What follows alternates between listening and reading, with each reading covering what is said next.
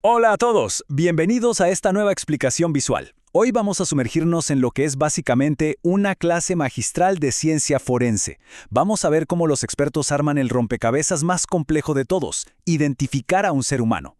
Siguiendo las reglas de Interpol, vamos a descubrir cómo este nivel de precisión, literalmente a nivel microscópico, logra dar respuestas definitivas incluso en los escenarios más difíciles que se puedan imaginar. Es absolutamente fascinante ver cómo la ciencia tiene estas herramientas casi inquebrantables para llegar a la verdad. Bueno, para que se den una idea, esta es nuestra hoja de ruta. Empezaremos viendo qué es esto del rompecabezas de la identificación. Pasaremos a los métodos primarios, obvio, hablaremos de la precisión del ADN, y cerraremos con las pistas médicas y esos efectos personales que completan todo el cuadro. Así que, ¡vamos a ello! Empezamos con el punto número 1, el rompecabezas de la identificación, y aquí tenemos que sentar las bases. Para entender todo esto, imagínense que el mecanismo central es literalmente cruzar información. Por un lado tenemos los datos ante-mortem, o AM. Básicamente esto es todo el historial médico, dental o físico que dejamos mientras estamos vivos. Por el otro están los datos post-mortem, o PM, que es la evidencia que se saca directamente del cuerpo. Entonces, resolver este rompecabezas significa encontrar, sin lugar a dudas, esa coincidencia exacta entre ambos historiales. Pasamos al número 2, identificadores primarios, los métodos infalibles. Ahora sí, entramos a la categoría de los pesos pesados de la ciencia forense. Estos son los que el mundo entero acepta como la prueba definitiva para confirmar quién es quién. Empecemos con lo más clásico, el análisis de las crestas papilares, o lo que todos conocemos como huellas dactilares. Y aunque también tenemos estas marcas en las palmas de las manos y las plantas de los pies, lo que realmente vuela la cabeza es que estas estructuras se forman cuando todavía estamos en el útero materno. Y sí, son 100% exclusivas. Nadie, absolutamente nadie en el planeta, tiene el mismo patrón. Entonces, ¿por qué los expertos confían a ciegas en las huellas? Principalmente por tres razones. Primero, por lo que decíamos, al ser únicas, permiten confirmar o descartar una identidad de inmediato. Segundo, no cambian. Permanecen inmutables incluso después de la muerte, a menos claro que haya un daño súper extremo. Y la tercera, que es un verdadero salvavidas para los investigadores. Es súper fácil clasificarlas y buscarlas en bases de datos gigantescas. Es una herramienta rapidísima y súper potente. El segundo peso pesado es la odontología forense. A ver, pensemos un segundo. Los dientes están hechos de los materiales más duros de todo el cuerpo humano. Y además, están sumamente protegidos ahí en la boca. Así que, mientras otras partes se deterioran rápido, los dientes pueden aguantar condiciones extremas como incendios altísimos. Además, guardan datos que son irrepetibles, como ese empaste de hace años, coronas o implantes a la medida. Y ojo, porque aquí no hay lugar para adivinar. Cuando un odontólogo forense compara los datos dentales de antes y después de la muerte, usa un sistema muy estricto de 5 niveles, nada de suposiciones. Van desde una identificación inequívoca, que es la certeza total, hasta decir que hay pruebas insuficientes. Ese nivel de rigor es justo lo que le da validez mundial a este método. Llegamos a la sección 3, la precisión del ADN. Este es el último identificador primario de nuestra lista, famoso en todo el mundo por trabajar a una escala microscópica.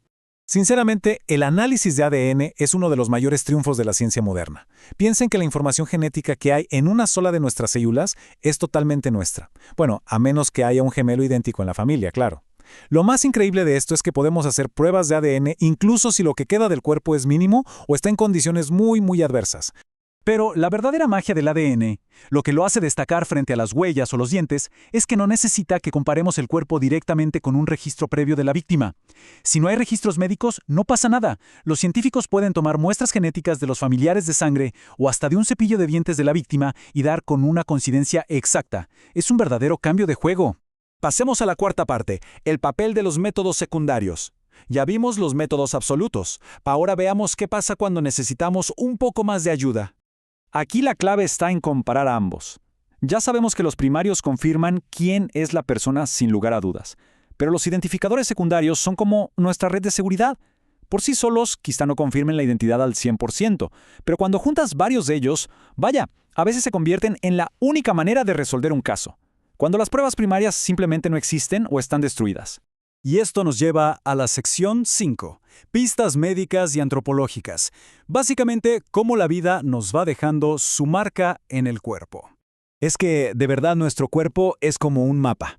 Los forenses se fijan en rasgos naturales, como un lunar súper específico, pupilas con formas raras, o cosas de nacimiento como tener 2 dedos unidos, lo que médicamente se llama sindactilia.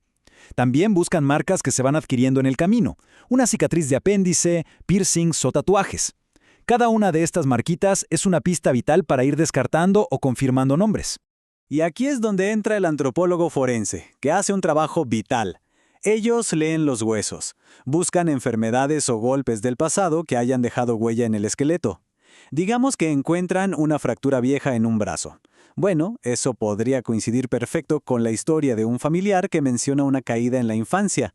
Esa piececita del rompecabezas no tiene precio. Pero claro, no todo salta a la vista. Con autopsias y tomografías, los forenses encuentran secretos escondidos. Saber que a alguien le quitaron el apéndice o que tiene una rodilla de titanio ayuda muchísimo. Pero escuchen esto, que es fascinante. Aparatos como los marcapasos o incluso los implantes mamarios suelen tener un número de serie único y oculto. Si encuentras ese numerito, pasaste de tener una simple pista secundaria a una identificación rotunda. Caso cerrado. Vamos al último punto, la sección 6, prendas de vestir y efectos personales, es decir, las cosas que llevamos con nosotros.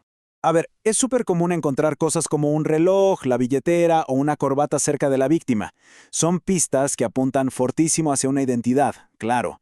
Pero la regla de oro forense es mucho cuidado con esto. ¿Por qué?